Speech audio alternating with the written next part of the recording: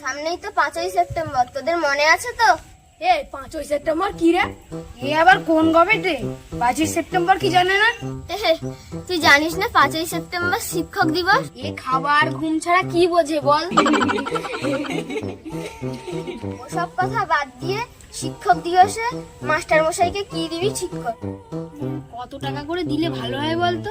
গতবারও তো 100 টাকা করে দিয়েছি, এবছর 200 টাকা করে দে, তাহলে ভালো গিফট আনতে পারবো। 200 টাকা করে তো দেবো, স্যার আমাদের ভালো খাওয়াতে পারবে তো? বললাম না, এই খাওয়ার ঘুম ছাড়া কোনো কথাই জানে না। তা ঠিক কথাই বলেছিস, গতবার তো দিয়েছিল শুকনো লুচি আর আলুর তরকারি, তাও তো তুমি গোটা 20 খেয়ে নিয়েছিলে। তুই বুঝি খাসনি? তুই তো 40টা খেয়েছিস। এই চুপ কর, কালকে সবাই বাড়ি থেকে 200 টাকা করে আনবি, সামনে শুক্রবারই তো শিক্ষক দিবস।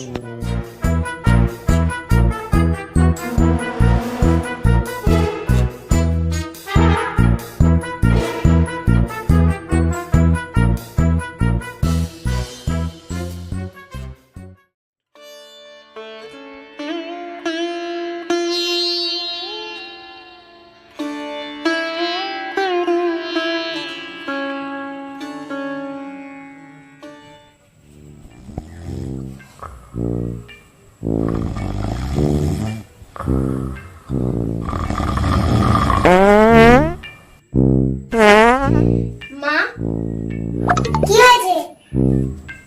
মা, 200 টাকা দাও না। পড়াশোনা করার নাম তো নেই, টাকা দাও। কি হবে টাকা? সামনে টিচার্স ডে আছে না, তাই মাস্টার মশাইকে গিফট দেবো, তাই টাকা লাগবে। আমি 1 টাকাও তোকে দিতে পারবো না, তুই তোর বাবার কাছে গিয়ে চা যাও। ও বাবা, বাবা, ও বাবা, বাবা, কি দাও তো বিরক্ত করিস কেন? আমার 200 টাকা লাগবে। কি গো, শুনতে পাচ্ছ না? ছেলে টাকা চাইছে।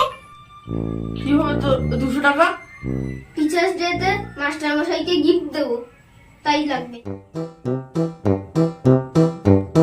সব বিষয়ে তো তুই খারাপ করেছিস, আমি তোকে 1 টাকা দিতে পারবো না। না দিলে আমি আর পড়তেই যাবো না।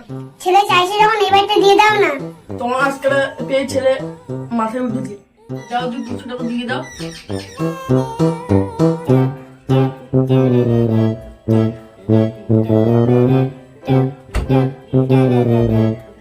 শোন, এবারের মতোই শেষ দিলাম, এরপরের বার থেকে যদি ভালো রেজাল্ট না হয় তাহলে আর কখনো টাকা দেবো না।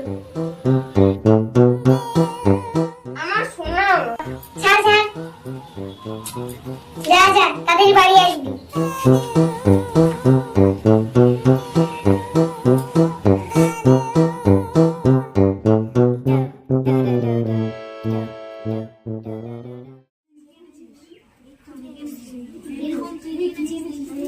তুই কি এনেছিস?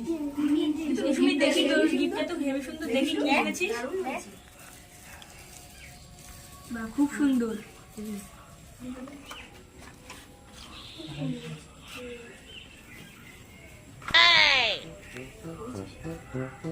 আজকের কি দিন তোদের মনে আছে তো?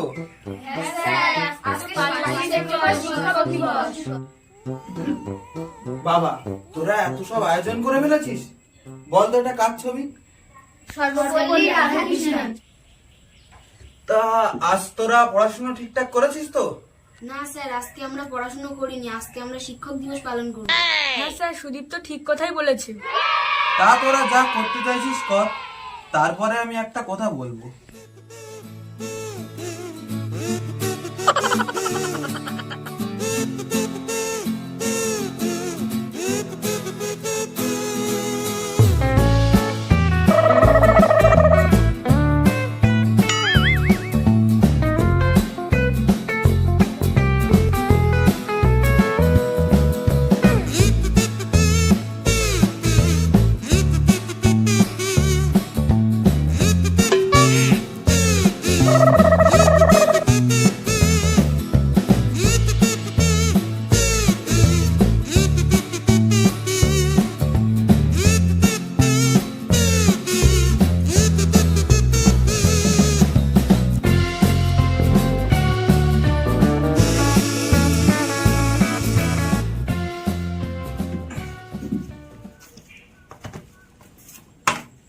তা বলতো এই শিক্ষক দিবস কাদেরকে শ্রদ্ধা জানানোর জন্য?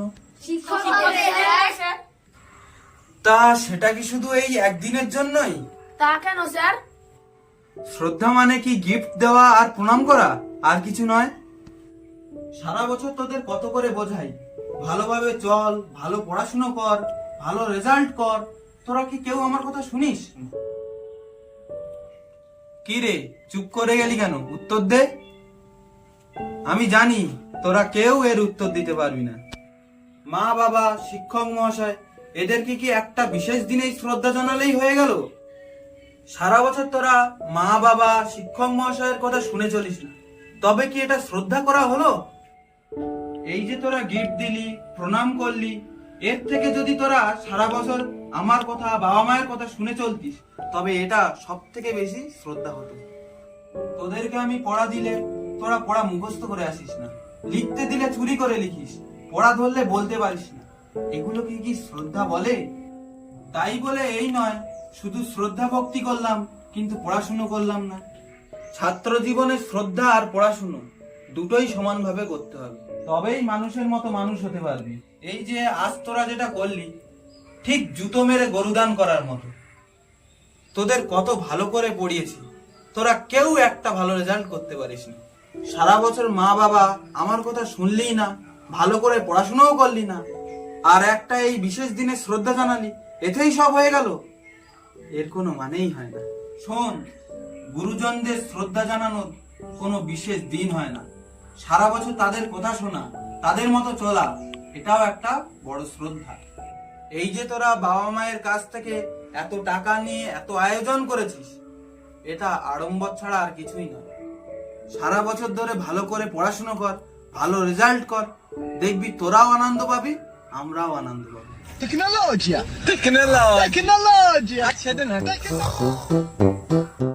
এই ওটা কি ঘুমিয়ে পড়লো নাকি রে? হ্যাঁ স্যার, ও বোধহয় ঘুমিয়েই পড়েছে।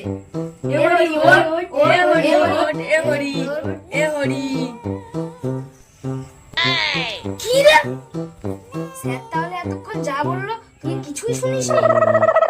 দেখলি, এই হলো তোদের ভক্তি আর শ্রদ্ধা।